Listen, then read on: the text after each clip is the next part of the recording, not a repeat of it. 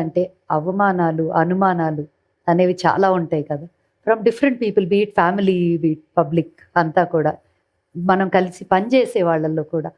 ఆటిని ఎలా ఎదుర్కొన్నారు? అలాంటి పరిశ్రమలో నేను ఎదుర్కోలేదని కానీ, అలాంటి అవమానాలు నాకు జరగలేదని కానీ, ఆటిని మానసికంగా సంక్షోభానికి నేను లోనవ్వలేదని కానీ నేను చెప్పను. లోనయ్యాను.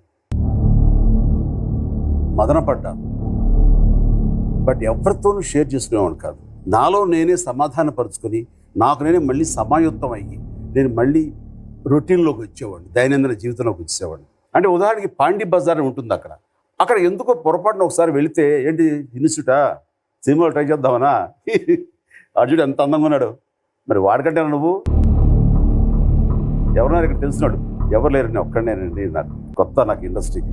అరే ఇంపాసిబుల్ అయ్యా, ఇక్కడ అన్నీ అది ఏంటి కులం ఏంటి,